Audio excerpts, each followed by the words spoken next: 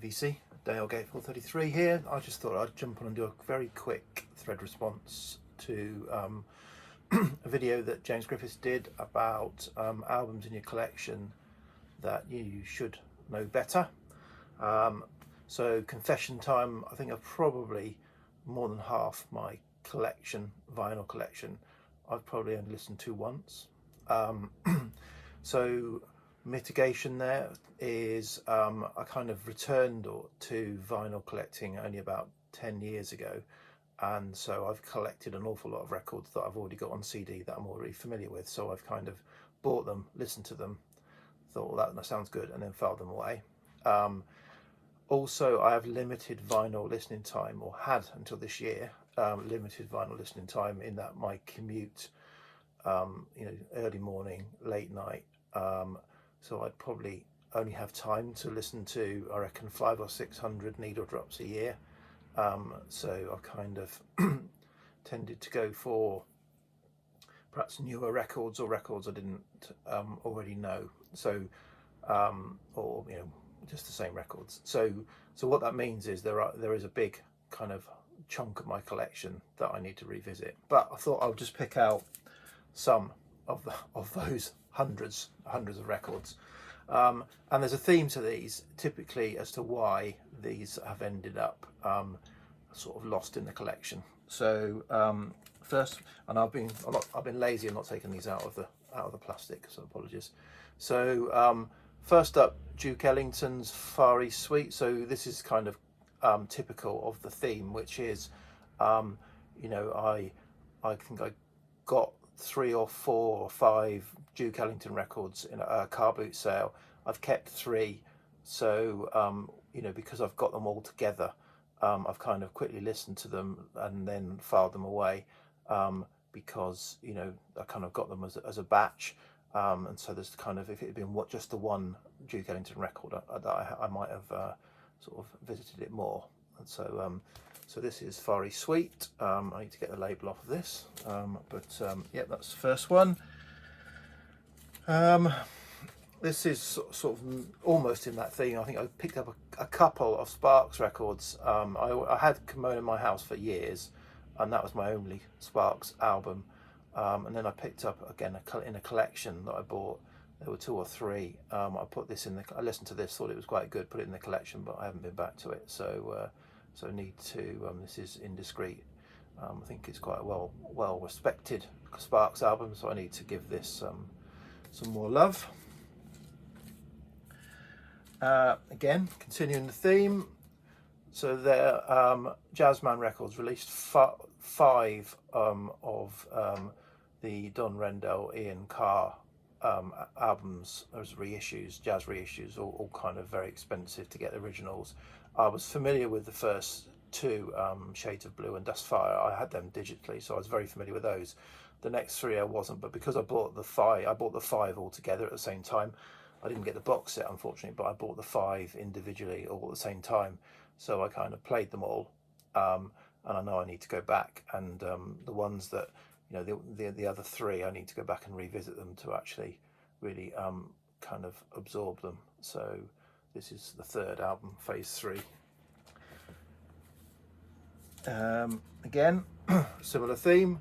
This is Matthew Halsall, a Manchester jazz musician. I bought an album by him a couple of years ago and really enjoyed it. And he was doing like a multi-buy, so I ended up buying virtually, I think I've virtually got his entire discography. But again, because I bought it all at the same time, I listened to it all, but I haven't fully absorbed it, because I just had so much Matthew Halsall all at the same time. So I do need to go back and actually revisit the albums, because I'm probably in a position where I couldn't tell. I like his music, but I couldn't tell one album from the other, one track from the other, because it was all just a mass of Matthew Halsall that I got all at the same time. So this is Fletcher Moss Park, which I assume is some park in the Manchester area. I'm sure Rob could tell me. Slightly different theme here. So when I was at school, so Pink Floyd was my favourite band as kind of when I got into music, about 13 years old, when The Wall came out. That got me into sort of proper music, and got a lot of Pink Floyd. And people would always say at school, oh, if you like Pink Floyd, you'll love Genesis. And I never really did, and I still kind of don't think I love Genesis. I've got a few of their albums, and so, you know, but you get them cheap at car boot sales and things like that. You can pick them up. So this is one. I've had about 5 copies of this to try and get one that's relatively quiet. This is Foxtrot. But despite having had about 5 copies, I still don't feel I know the album inside out, and need to revisit it. So I know that I like it, because quite a few Genesis albums I've had and tried and got rid of, but this one, obviously I kind of like it, but I don't know it as well as perhaps Selling England by the Pound is the one that I know the most, and the rest I probably only know a little bit. So this is a band that, keeping with progressive music, this is a modern UK progressive band, Big Train. I've been very familiar with them over the years. I bought English Electric and English Electric 2. It's probably not called that, it's probably called something else. And have subsequently picked up everything they put out, but they've kind of been quite prolific recently. So I think there's like four albums in the last 5 years, and for that reason I haven't kept up with absorbing them as well as I did the English Electric albums. So this is, I got this out because I thought it was that time of year. This is an album called Folklore. They are very, very English, so I need to revisit this, and I probably will revisit this. But yeah, I certainly don't know their material as well as I should. This is an artist that I struggle with. I think I've said in a number of videos that I struggle with. And this is Prince. So this is, what is it? Is it Love Parade or something like that? I can't remember what it's called. Or just Parade. I think it's just Parade, Prince and the Revolution Parade. Got this from a car boot sale. So I'm kind of familiar with Purple Rain, as probably everybody is who's of that certain age. But other than that, again, I've kind of tried, and probably not tried hard enough to get into Prince. So yeah, John 6-inch Pianist will be disappointed in me. But yeah, so I need to try harder.